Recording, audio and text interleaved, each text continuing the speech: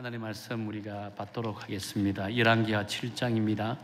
열왕기하 7장 3절부터 10절까지입니다. 열왕기하 7장 3절부터 10절까지 한 절씩 교독해 나가도록 하겠습니다. 제가 먼저 하나님의 말씀 읽겠습니다. 성문어기에 나병 환자 4사람이 있더니 그 친구에게 서로 말하되 우리가 어찌하여 여기 앉아서 죽기를 기다리냐.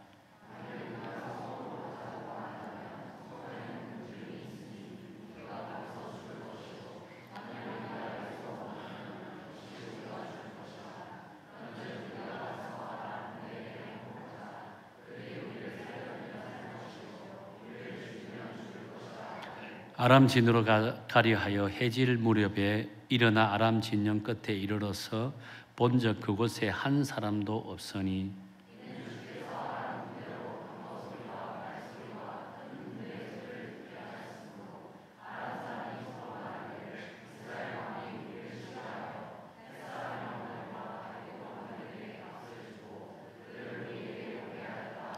해질 무렵에 일어나서 도망하되 그 장막과 말과 나귀를 버리고 진영을 그대로 두고 목숨을 위하여 도망하였습니다.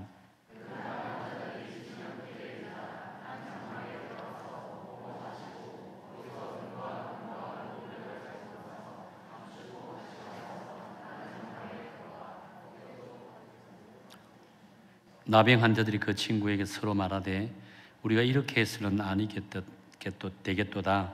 오늘은 아름다운 소식이 있는 날이거늘 우리가 침묵하고 있도다. 만일 밝은 아침까지 기다리면 벌이 우리에게 미칠지니 이제 떠나 왕궁에 가서 알리자 하고 가서 성읍 문지기를 불러 그들에게 말하여 이르되 우리가 아람 진에 이르러서 보니 거기에 한 사람도 없고 사람의 소리도 없고 오직 말과 나귀만 매여 있고 장막들이 그대로 있더이다 하는지라. 아멘. 아멘.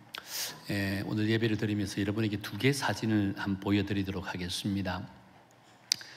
사진 하나는 우리 대한민국의 축구의 자존심인 손흥민 선수의 발 사진이고, 또 하나는 우리나라 국립발레단 예술감독을 있는 강수진 씨의 발 사진입니다. 사진은 보여줄래요? 위에 것은 손흥민 선수, 밑에 것은 강수진 씨의 발입니다. 발 사진을 보면 뭘 느낄까요? 우리가 봤을 때는 평범하지 않는 발 사진이라고 할 수 있습니다. 아름답습니까? 얼마나 참 세상적으로 보면 참 추한 모습의 발을 가지고 있지 않겠습니까? 그 손흥민 선수는 청소년 시기부터 이렇게 항상 이게 발톱이 성할 날이 없었다라고 합니다. 왜냐하면 하루에 1000번씩 슈팅 연습을 했다라고 합니다. 그렇다 보니까 어떻게 발톱이 성할 날이 있을까요? 지금까지 단 한 번도 발톱이 성할 날이 없다라고 합니다. 지금도 이것이 마찬가지라고 합니다. 우리 강수진 씨는 더 하잖아요. 지금 국립발레단 예술감독으로 있는데 국립발레단 예술감독이 되기까지 그분이 하시는 말씀이 매일 15시간씩 발레 연습을 했다고 합니다. 여러분, 매일 15시간 발레 연습을 한 사람 중에 여러분 프로페셔널 발레리라로 안 될 사람이 어디 있을까요? 여러분도 그 정도 연습해 보세요. 누구나가 다 세상에서 인정받는 사람이 될 수 있습니다. 근데 저 발 사진만 보면 어떻게 했을까요? 여러분, 그분들 얼굴 한번 볼까요? 얼굴 사진 한번 볼까요? 얼마나 미인입니까? 여러분, 이 얼굴과 발이 이렇게 대조적입니다. 근데 발 사진만 보면 세상 사람들이 뭐라고 이야기하겠습니까? 그런데 저분들의 살아온 삶의 여정을 알고 발 사진을 보았을 때 어떤 마음을 갖겠습니까? 아마 세상 그 누구도 그분들의 발을 보고 추하다라고 이야기하지 않을 겁니다. 그분들이 살아온 삶의 여정을 보고 그 발의 모습을 보면 아름답다, 아름답지 않다라고 이야기할 사람 단 한 사람도 없을 것이다라고 본다는 겁니다. 아마 세상에서 가장 아름다운 발 중에 하나이지 않겠는가라고 본다는 겁니다. 제가 왜 이런 발 사진을 보여주었을까요? 여러분, 하나님께서는 이분들의 발을 보고 아름답다라고 이야기하기보다 하나님께서는 세상에서 이분들 발보다 더 아름다운 발이 있다라고 이야기한다는 겁니다. 이거는 세상의 기준에서 아름다운 발이라고 하지만 하나님께서 말씀하시는 발은 이보다 더 아름다운 발이 있다라고 말씀하고 있는 거예요. 그 어떤 발일까? 그 성경에서 이 세상에서 가장 아름다운 발에 대해서 말씀하고 있는 장면이 나옵니다. 우리 한번 볼까요? 이사야 52장 7절에 보면 이렇게 말씀합니다. 우리 한번 읽을까요? 시작. 좋은 소식을 전하며 평화를 공포하며 복된 좋은 소식을 가져오며 구원을 공포하며 시온을 향하여 이르기를 내 하나님이 통치하신다 하는 자의 산을 넘는 발이 어찌 그리 아름다운가 라고 했습니다. 뿐만 아니라 로마서 10장 15절에서는 이렇게 말씀합니다. 우리 함께 읽겠습니다. 시작. 아름답도다 좋은 소식을 전하는 자들의 발이여 함과 같으니라 라고 했습니다. 그렇습니다. 하나님께서는요, 세상에서 가장 아름다운 발을 어떤 발이라 했죠? 복음 전하는 발이라고 말씀하고 있다는 겁니다. 우리가 세상에서 기준으로 바라보면 손흥민 씨 발과 강수지 씨 발이 세상에 제일 아름다운 발이라고 할 수 있습니다. 그런데 하나님께서 말씀하시기로는요, 세상에서 가장 아름다운 발은 복음 전하는 발이다라고 말씀하고 있는 거예요. 자, 그렇다면 옆에 있는 분들 잠깐 얼굴 한번 바라볼까요? 옆에 있는 분을 바라보고 이렇게 질문해 봅시다. 마음으로 당신 발이 아름다운 발입니까? 라고 한번 물어보세요. 마음으로. 어떤 대답을 합니까? 마음으로 대답해 보세요. 아무리 발을 잘 씻고 관리를 잘해도 여러분, 복음 전하는 발이 아니면 그 발은 아름다운 발이라고 이야기할 수 없다라고 한다는 겁니다. 아무리 내가 관리를 못한다 할지라도 내가 복음 전하는 발이라면 세상에서 가장 아름다운 발이라고 할 수 있다라고 한다는 겁니다. 오늘 우리가 함께 읽는 본문에서는 하나님께서 세상에서 가장 아름다운 발을 소개하는 장면이 나옵니다. 이들은 바로 북이스라엘 수도 사마리아 성이라고 하는 그 성문 어귀에서 집단촌을 이루면서 살아가는 사람입니다. 네 사람을 소개하죠. 네 병의 나병 환자들이라고 이렇게 지칭을 합니다. 그렇다면 이들의 발이 왜 세상에서 가장 아름다운 발이라고 하나님께서 말씀하실까요? 오늘 저와 여러분이 본문의 말씀을 함께 묵상해 보면서 왜 이들이 세상에서 가장 아름다운 발이 될 수밖에 없는지, 그리고 우리는 이 세상 살아가면서 어떤 발인지, 또 어떻게 살아야 우리 역시 세상에서 아름다운 발이 될 수 있는지 스스로 돌이켜보며 저와 여러분 세상에서 가장 아름다운 발을 소유하는 그런 믿음의 성도가 되기를 예수님 이름으로 축원합니다. 자, 그래서 오늘 본문에 보니까 당시 사마리아 도성에는요, 아람 왕 벤하닷이라고 하는 사람이 쳐들어왔습니다. 사마리아 성을 공격해 왔다는 겁니다. 그래서 공격해가지고 오자마자 그냥 예루살렘 성곽을 향해 돌진하는 것이 아니라 작전을 짜는데, 그 작전은 사마리아 성 전체를 포위해 버리는 거예요. 물자 공급이 사마리아 성 안으로 들어가지 못하도록 막아버렸다는 겁니다. 여러분 보세요. 사마리아 성 안에는 사람들이 엄청나게 많이 삽니다. 우리 서울 경기 서울권만 해도 1,000만 명이 넘는 사람이 살고 있잖아요. 사람들은 수도권에 몰릴 수밖에 없는 거예요. 북이스라엘도 사마리아의 3분의 1이 넘는 인원들이 다 모여 산다는 겁니다. 근데 거기에 성 안에 성문을 닫아버리고 물자 공급이 되지 않으면 성 안에 있는 사람들이 어떻게 살아갈 거예요? 물론 어느 정도의 군량미나 양식은 비축되어 있겠죠. 근데 그 비축되어 있는 그 양식으로 성 안에 있는 사람들이 얼마나 먹고 살겠습니까? 그렇다 보니까 성 안에 비축하고 있는 이 양식을 구하기가 하늘의 별 따기라고 한다는 겁니다. 자연적으로 이 양식이 가격이 폭등하는 거예요. 평소에 이 밀가루 이 한 포대가 예를 들어 1,000원 하면 이제 이 사건이 지나고 나니까 100만 원을 해버렸다는 겁니다. 1,000원짜리가 100만 원 정도의 가치가 돼버린 거예요. 그러다 보니까 일반 서민들은 그것을 사 먹고 싶어도 사 먹지 못한다는 겁니다. 왜? 돈이 없기 때문에. 그래서 성 안에 있는 사람들이 어떻게 굶어 죽을 수밖에 없는 거예요. 보유하고 있는 아람 군대가 벗어나지 않는 이상은 성 안에서 살아갈 수 없는 상황이 되어버렸다는 겁니다. 실제로 당시 상황이 어느 정도 심각했냐면요, 오늘 보면 읽었던 바로 앞장에 보면 어떤 사건이 등장합니까? 깜짝 놀랄 사건이 등장합니다. 성 안에 있는 사람들이 굶주림에 배가 너무 고파요. 배가 고프다 보니까 자기 자식을 삶아 먹어버렸다는 겁니다. 부모가 아무리 배가 고파도 어떻게 자식을 삶아 먹을까요? 그런데 6장에 보면 자식을 삶아 먹는 장면이 나온다는 겁니다. 그만큼 성 안에 있는 사람들의 상황이 심각한 거예요. 모두가 죽어가고 있는 거예요. 자, 그런데 그때 북이스라엘에서 활동하였던 엘리사 선지자가 하나님의 말씀을 받아서 대언의 말씀을 하게 됩니다. 그게 1절이거든요. 우리 함께 읽어볼까요? 1절입니다. 시작. 내일 이맘때 사마리아 성문에서 고운 밀가루 한 스아를 한 세겔로 매매하고 보리 2 스아를 한 세겔로 매매하리라 하셨더니라 라고 합니다. 지금까지 사마리아 성 안에 있는 곡식이 가격이 어떻게 했죠? 폭등했습니다. 일반 사람들이 이것을 사 먹지 못할 정도라고 했습니다. 그런데 지금 엘리사 선지자가 말씀하기로 내일 되면 이 모든 것들이 정상으로 돌아간다는 겁니다. 양식의 가격이 원래대로 되돌아간다는 겁니다. 아람 왕이 사마리아 성을 포위하기 이전 상태로 되돌아간다는 겁니다. 누구든지 양식을 사 먹을 수 있다라고 이야기한다는 겁니다. 자, 여러분, 지금 오늘 배가 고파 죽어요. 지금 성 안의 양식은 거의 바닥이 됐습니다. 내 자식을 삶아 먹을 정도 배가 고파요. 양식이 없어요. 그런 가운데 엘리사 선지자가 나타나서 내일 이맘때 되면 여러분들은 배불리 먹을 수 있을 것입니다. 양식이 풍성해집니다 라고 이렇게 선언했습니다. 그때부터 그 이야기를 듣는 백성들의 마음이 어떨까요? 마음이 나눠집니다. 오늘 본문 2절에 보면 어떤 말씀이 나오냐면 왕이 그의 손에 의지하는 자라고 하는 사람이 등장합니다. 왕이 그의 손에 의지한다는 것은 왕의 최측근에서 왕의 모든 것을 보살펴 준다는 겁니다. 쉽게 말해서 왕의 비서실장 정도 되는 사람이라고 할 수 있다는 겁니다. 그 사람이 뭐라고 이야기합니까? 엘리사의 말에 그 말을 듣지 않고 이렇게 외칩니다. 하나님께서 하늘에 창을 내신들 어떻게 그런 일이 있을 수 있느냐라고 한다는 겁니다.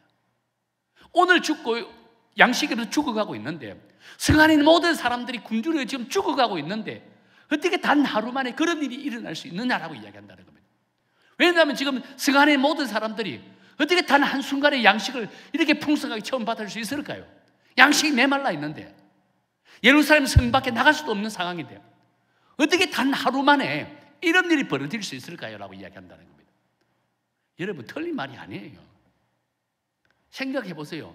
성 안에 모든 사람 지금 양식을 굶주려 죽어가고 있는 거예요. 그럼 내일 이맘때 하루 만에 모든 사람들이 양식을 배불리 채울 것이다 라고 이야기한다면 어느 누가 믿을 수 있을까요? 이것이 세상 사람들이 가지는 공통적인 특징입니다. 이런 사람들은 자기 생각을 해보니까 자기가 계산해보니까 도저히 있을 수 없는 이야기라고 이야기하는 거예요. 아무리 계산을 두드려 보세요. 계산기를 두드려 보세요. 답이 나오는 이야기입니까? 이것이 세상 사람들만이 가지고 있는 공통적인 특징이라고 할 수 있다는 겁니다. 이들에게는 하나님의 능력과 하나님의 은혜가 없습니다. 지금 힘들면 내일도 힘들 수밖에 없다라고 하는 겁니다. 지금 굶주려 있는데 내일 당장 어떻게 양식이 나오느냐는 겁니다. 그래서 새로운 미래에 대한 기대감이란 없습니다. 희망 없어요. 오늘 절망적인데 어떻게 내일이든 희망을 가질 수 있느냐라고 한다는 거예요.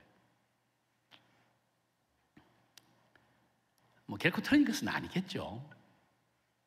그러나 보다 중요한 것은요, 이런 현실 속에서 하나님의 뜻과 섭리를 발견하는 것이 중요하다라고 한다는 겁니다. 이스라엘 백성들이 이런 고난 가운데 빠져 있고 이렇게 굶주려서 굶어 죽어가는 상황이 왜 벌어졌을까? 왜 이런 고난의 환경을 이 허락하신 분이 누구일까라고 생각해 본다면, 그 고난의 뒷배경을 안다면 우리는 이 왕의 비서실장처럼 그런 말을 하지 않는다는 겁니다. 그들이 왜 이런 고난을 당하고 있을까요? 그들이 하나님 앞에 온전한 백성이 되지 못했기 때문입니다. 우상을 섬기고 하나님을 저버리니까 하나님이 채찍을 들었다는 겁니다. 징계를 내렸다는 겁니다. 그 채찍과 징계는 아람을 통해서 그 이스라엘 백성들이 고통받게 만들었다는 겁니다. 그렇게 엘리사 선지자의 말씀을 할 때 그 말씀을 받아들이고 현재 우리가 왜 이런 고난을 당하고 있는지, 그 고난의 배후에 누가 있는지를 정확하게 깨닫는 것이 중요하다는 겁니다. 그래서 하나님의 뜻과 섭리를 발견하게 되면 내일 당장, 지금 오늘 우리가 굶주려 죽고 있지만 내일 당장 배불리 먹을 수 있다라고 하는 이 기적의 역사를 믿는다는 겁니다. 이것이 우리 그리스도인들만이 누리는 은혜이자 축복이라고 할 수 있다고 한다는 겁니다.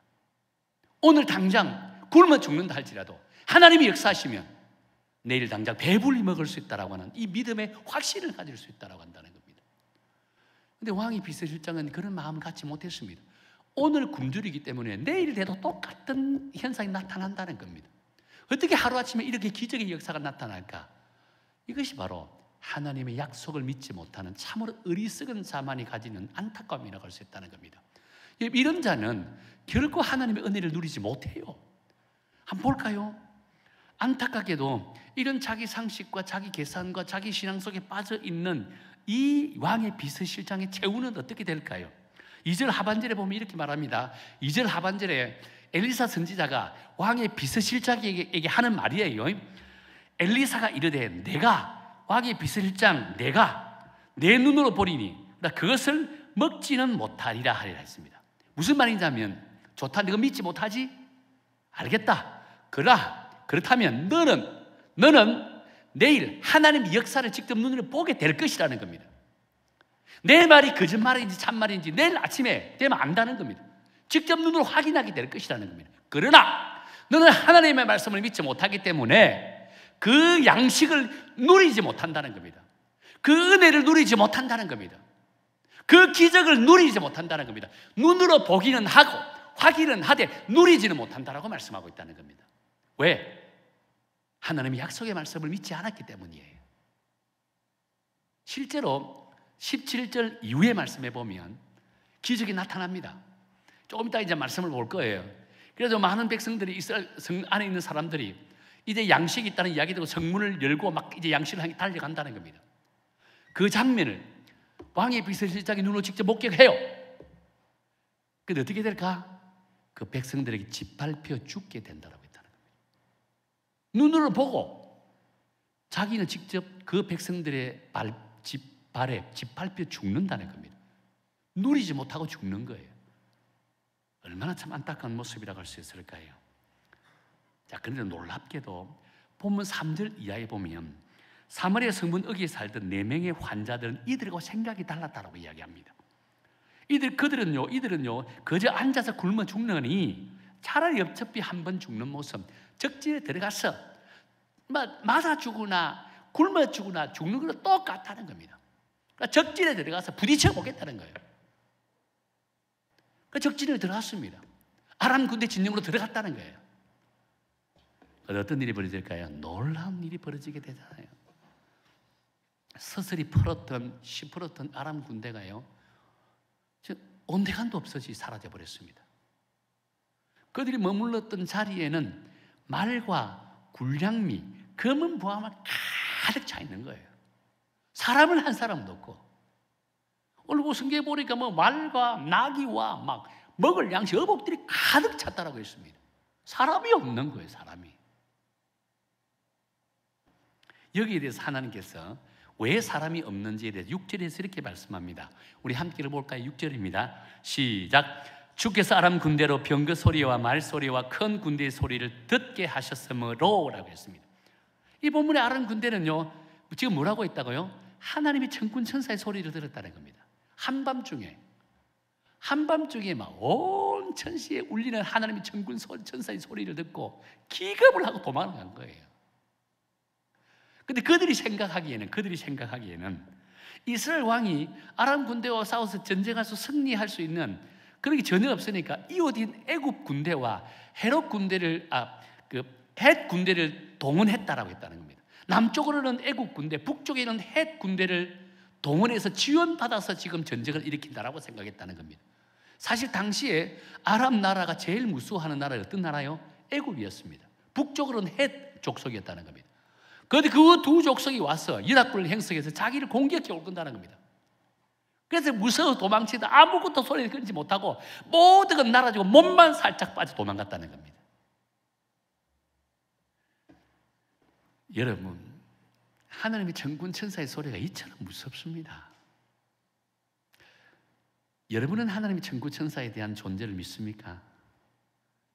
여러분, 하나님의 백성들을 지키기 위해서 하나님께서는 천군 천사를 우리에게 보내주신다라고 하셨습니다. 우리가 힘들 때 어릴 때마다 우리 하나님 앞에 기도할 때 하나님의 천군 천사를 보내주옵소서. 나를 대적하는 사람들이 있더라면요, 기도하면서 하나님의 천군 천사를 통해 저들을 대적하게 해달라고 기도해야 되는 거예요. 하나님 우리에게 그런 권세를 주셨습니다. 단지 예수님의 이름으로 천군 천사의 도움을 구할 수 있다는 겁니다. 하나님 우리에게 그런 권세를 주셨다는 거예요. 오늘 본문에 보니까 하나님의 천군 천사의 소리가 울리니까 그 많던 아람 군대가 기겁을 해가지고 아무것도 소리치지 않고 몸만 빠져 도망을 가버린 거예요. 얼마나 놀란 역사입니까? 그런데 여러분, 지금 아람 군대에게 이런 외침의 소리를 듣게 하시고 이런 절망적인 생각을 품게 하신 분이 누구입니까? 엘리사의 말씀이 그대로 성취되게 하신 분이 누구입니까? 전지전능하신 능력의 하나님이라고 한다는 거예요. 자, 계속해서 본문을 보면 이런 상황에서 4명의 나환자들이 아람 진영에 들어가서 마음껏 먹고 마시고 즐기고 취했다라고 했습니다. 그런데 9절에 보니까 특이한 행동을 하기 시작했다라고 합니다. 자기들끼리 이런 말을 나누게 되죠. 9절입니다. 제가 한번 읽어드릴게요. 우리가 이렇게 해서는 아니 되겠도다. 지금 먹고 마시고 취하고 하고 있습니다. 그런데 한참 먹고만 취하다 보니까 자기들 스스로 보니까 우리가 지금 이렇게 해서 되겠나? 안 된다라고 이야기한다 합니다. 그리고 오늘은 아름다운 소식이 있는 날이다. 얼마나 축복된 날이냐 이 말입니다. 그런데 우리가 지금 침묵하고 있다는 겁니다. 이래서는 안 된다는 거예요. 그러면서 하는 말이 지금 왕국에 들어가서 성 안에 들어가서 이 사실을 알리자라고 이야기했다는 거예요. 우리가 지금 흥청망청 취하고 행복하고 우리만 지금 즐기고 우리만 지금 배불리 먹으면 안 된다는 겁니다. 저 성 안에는 굶주려 가고 죽어가는 영혼들이 너무나 많다는 겁니다. 저들을 향해 달려가서 이 아름다운 소식을 전해야 된다고 말씀하고 있는 거예요.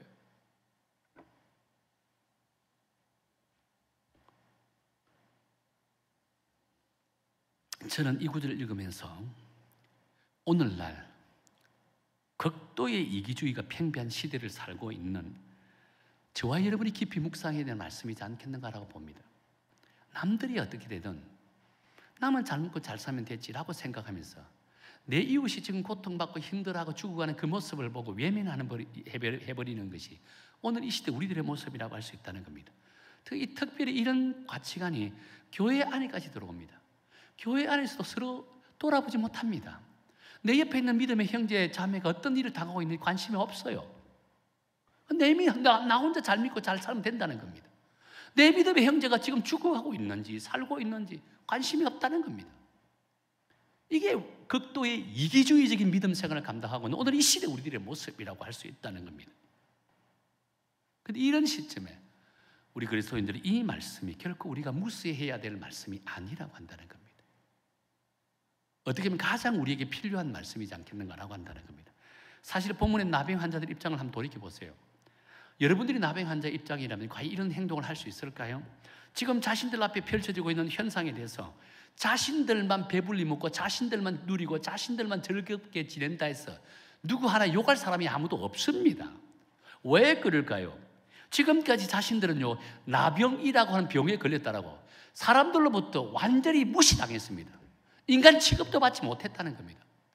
공동체 멤버로 인정해 주지 않아요. 그렇기 때문에 성 안에 들어가지 못하고 성문 어귀에서 집단존을 이루면서 살아갈 수밖에 없다는 겁니다. 얼마나 많이 무식을 당했을까요? 얼마나 많이 모욕을 당했을까? 조롱을 당했을까요? 그 사실 하나만 보아도 우리끼리 잘 먹고 잘 쉬고 배불리 먹고 사는 정도 한다 해서 누구 하나 손가락질 한 사람 아무도 없다는 겁니다. 그럼에도 불구하고 나병 환자들은요, 성 안에서 굶어 죽어가고 있는 그 영혼들을 불쌍히 여겼다는 거예요. 저는 이것이 바로 우리 그리스도인들이 배워야 될 생명에 대한 긍휼함이라고 저는 믿습니다. 생명 앞에서는 원수도 적군도 살인자도 강도도 사기꾼도 모두가 평등합니다. 공평합니다. 그렇게 자신들을 무시했던 그 성 안의 사람들에게 복음을 전하는 것이 어떻게 보면 생명 앞에서는 겸손한 자들이 가져야 될 지극히 자연스러운 태도라고 할 수 있다고 한다는 겁니다. 오늘 저와 여러분들의 모습은 어떻습니까? 과연 우리는 생명 앞에서 지극히 겸손합니까? 공평합니까? 평등합니까? 사실 오늘 이 시대의 사람들은 대부분 자신과 조금이라도 관련이 없다면 외면해 버리잖아요. 조금 더 덜 얽히고 싶어요. 그리고 내 집 옆집에 누가 사는지 관심이 없습니다. 내 옆집에 사람이 어떤 고통을 당하는지 관심 갖고 싶은 마음이 전혀 없습니다. 여러분, 현대사회가 난 정신적인 질병 가운데 하나가요, 소시오패스라고 하는 질병입니다. 정서적인 질병입니다. 그런데 이 소시오패스의 특징이 어떤 특징인 줄 아세요? 먼저 타인을 전혀 신경 쓰지 않습니다. 타인의 감정이나 그 타인의 고통은 전혀 이해하지 못합니다. 무시해버린다는 겁니다. 그리고 자신들의 이익을 위해서라면요, 타인이 어떻게 되든 전혀 신경 쓰지 않아요. 내가 얻을 수 있으면 타인이 죽든 타인이 아프든 관심 없어요. 지극히 나 중심이라고 할 수 있다는 겁니다. 극도의 이기주의자가 되어진다는 겁니다. 대인관계에서는요, 인간적인 정이 전혀 없는 지극히 성격이 장애가 크다는 겁니다. 결정적인 것은요, 자기에 대한 사랑은 엄청 커요. 자기애적인 성향은 대단하다는 겁니다. 자기에게 대한 사랑이 큰데 내 주변의 사람들에 대해서 1도 관심이 없는 거예요. 놀랍게도요, 요즘 MZ세대들, 우리 MZ세대를 잘 들어야 됩니다. 이 소시오패스 병에 걸린 사람들이 점점 늘어나고 있다고 합니다. 주변에 관심을 갖지 않는 안타까운 모습을 갖고 있는 거예요. 그런데 여러분, 우리는 과연, 여러분들은 과연 이런 소시오패스적인 성향과 특징은 여러분 마음속에는 없다라고 생각하십니까? 사실 우리가 살고 있는 이 시대는 개인주의가 판을 치는 시대라고 합니다. 그렇게 내 옆에 누가 있든 누가 있어도 그 사람에 대해서 어떻게 되든 나와 전혀 상관이 없습니다. 이것이 소시오패스적인 성향이라고 합니다. 그렇게 오늘 이 시대는요, 전도하기가 참으로 힘들다라고 해요. 왜냐하면 내 옆집에 누가 사는지를 잘 모르는데 어떻게 전도할 수 있을까요? 내 주변의 형제가 어떤 어려움을 당하고 있는지를 전혀 모르는데 어떻게 내가 전도할 수 있을까요? 그렇게 우리가 진작 이 땅을 하나님의 나라라고 한다면 지금 잘못된 이 사회 구조를 파괴하고 변화시켜야 될 책임과 의무가 있다는 겁니다. 그것이 사명이라고 한다는 거예요. 본문의 나병 환자들 역시도요, 자신들이 가져야 될 그 사명이 무엇인지를 알았습니다. 이 환자들을 알았다는 겁니다. 비록 그동안 사회로부터 버림을 당했지만 도리어 그 버림받음이 자신들의 사명을 갖게 된 계기가 됐다고 생각했다는 겁니다. 그래서 이 버림받음으로 인해 아람 군대 진영에 들어가게 되고, 그렇다 보니까 하나님의 역사심을 직접 목격하게 되었다라고 한다는 겁니다. 그리고 또한 자신들이 해야 할 사명이 성 안에 있는 사람들에게 생명을 전하는 것이라는 사명을 온전히 깨닫게 되었다는 겁니다. 세상은 나를 버렸지만, 사람들은 나를 버렸지만 오히려 버림당함이 하나님께서 나에게 사명을 일깨워주는 버림이었다는 생각을 했다는 겁니다. 그 버림당함으로 인해서 아람 군대에 들어가게 되고, 아람 군대에 들어가서 하나님의 기적의 역사를 경험하게 되었다는 겁니다. 그 기적의 역사를 경험하는 순간 하나님이 왜 세상이 나를 버리게 만들었는지 비로소 깨달았다는 거예요. 그것은 곧 성 안의 사람들에게 주의 복음을 증거하는 거예요. 생명을 전하는 거예요. 이것이 사명이면 비로소 깨닫게 되었다는 거예요. 근데 보다 중요한 것은요, 이 나병 환자들은 만일 이러한 사명을 주신 하나님의 뜻을 거슬리고 사명을 외면한다면 자신들은 하나님으로부터 천벌을 받을 것이다라고 하는 이런 안타까운 마음도 가졌다는 겁니다. 뿐만 아니죠, 지금 자신들이 누리고 있는 이 은혜와 축복도 모두 물거품이 될 줄 알았습니다. 그래서 하나님께서 자신들이 주신 사명이 무엇인지를 온전히 깨닫고 성 안에 있는 사람들에게 이 기쁜 소식을 전했다라고 한다는 겁니다. 이것이 오늘 우리 그리스도인들이 가져야 될 믿음의 자세입니다. 온전한 사명이라고 저는 확신한다는 겁니다. 자, 그런데 여러분, 나름대로 이 본문의 나병 환자들의 고백을 보면서 또 다른 각도로 이 모습을 보게 됐다는 겁니다. 한번 볼까요? 9절을 다시 한번 읽겠습니다. 9절입니다. 시작. 나병 환자들이 그 친구에게 서로 말하되 우리가 이렇게 해서는 아니 되겠도다. 오늘은 아름다운 소식이 있는 날이거늘 우리가 침묵하고 있도다. 만일 밝은 아침까지 기다리면 벌이 우리에게 미칠지니 이제 떠나 왕궁에 가서 알리자고 라고 했습니다. 저는 이 구절을 묵상하면서 단순히 나병 환자들이 자신들이 하나님으로부터 천벌을 받을 것 같아서 성 안에 있는 사람들에게 기쁜 소식을 전했을까? 물론 그것도 포함된다라고 성경에서 말씀합니다. 본질적인 이유는 그것이 아니라고 저는 본다는 겁니다. 본질적인 이유는요, 이 무엇보다 이런 결심을 하게 된 것은 하나님을 향한 믿음 때문이었다라고 한다는 겁니다. 하나님께서 주신 그 은혜를 경험하니까, 하나님의 은혜를 경험하니까 내 의지와 상관없이 성 안에 있는 사람들에게 그 은혜를 나누기를 원한다는 거예요. 보세요. 지금 내병의 환자들이요, 죽으면 죽으리라는 심정으로 아람 진영으로 들어갔다라고 했잖아요. 그런데 그들은 죽었습니까? 도리어 자신들 앞에 펼쳐져 있는 것은 산더미처럼 엄청나게 많은 군량미였습니다. 검은 보화였습니다. 이를 본 그들은요, 이것이 바로 하나님의 은혜였습니다라고 믿음으로 깨닫게 되었다는 겁니다. 이것이 하나님의 은혜였습니다라고 깨닫습니다. 그때 하나님의 은혜를 깨닫는 순간에 그들은 어떤 마음을 가지게 됐죠? 잠깐은 자가 배가 고프니까 막 먹고 있었어요. 그런데 하나님의 은혜를 깨닫으니까 이 은혜가 나만 누리는 것이 아니라는 겁니다. 이 은혜는 성 안에 굶주려 있는 사람들과 함께 나누어야 되는 은혜였다라고 말씀하고 있는 거예요. 이것이 하나님의 은혜입니다. 여러분, 세상 은혜는 내 혼자 누리도 돼요. 세상의 은혜는 나 혼자 누리는 것이 맞아요. 하나님의 은혜는 나 혼자 누리는 것이 아니에요. 하나님의 은혜의 원리는 주어지면 주어질수록 나누고 싶어요. 베풀고 싶어요. 그런데 그 베풀면 나눌수록 은혜는 더 풍성해지는 것이 하나님의 은혜의 원리라고 할 수 있다는 겁니다. 지금 이 성 안에 있는 이 지금 나병 환자들은요, 하나님의 은혜를 체험했다는 겁니다. 그러니 가만히 있을 수 없는 거예요. 은혜가 필요한 사람들에게 찾아가는 거예요. 그래서 은혜를 나누는 거예요. 이것이 하나님의 은혜를 경험한 자들이 가지고 있는 믿음의 자세라고 할 수 있다는 겁니다. 사랑하는 성도 여러분, 여러분 하나님 은혜를 누리고 있습니까? 아닙니까? 몰라서 대답하는 건지 알면서도 대답하는, 누구나 하나님 은혜를 누리고 있습니다. 우리 애를 구원하기 위해서 당신의 독생자를 십자가에 못 박게 만들고 그 은혜로 말미암아 구원받은 하나님의 백성을 살아가는 거예요. 그것만큼 세상에서 놀라운 은혜는 없다는 겁니다.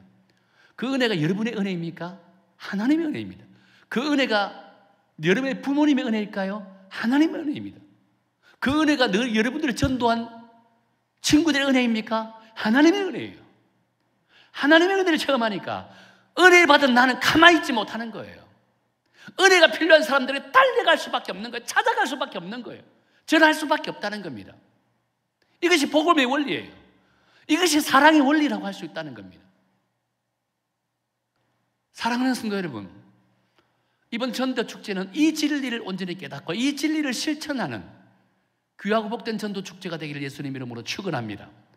은혜 받은 자, 하나님의 은혜를 받은 자가 나만 난 일, 아직도 은혜가 필요한 자들 찾아가서 주의 은혜를 함께 나누고 공유함을 통해서 우리로 말미암아 이 지역에 여러분의 주위에 있는 친구들과 친지들과 이웃들과 심지어 여러분의 가족까지 하나님의 은혜를 받는 귀하고 복된 전도 축제가 되기를 예수님 이름으로 축원합니다. 우리 여성교회가 이 마지막 때 그런 일들을 위해서 존귀하게 들어쓰임 받는 교회가 되기를 원합니다. 성도가 되기를 원합니다. 그렇다면 우리의 은혜는 더욱더 풍성해질 것이고 우리 교회에도 은혜가 더 풍성해질 것이고 우리 교회가 이 땅 마지막 때를 책임져 나가는 하나님이 찾으시는 위대한 교회가 될 줄로 믿으시길 바랍니다.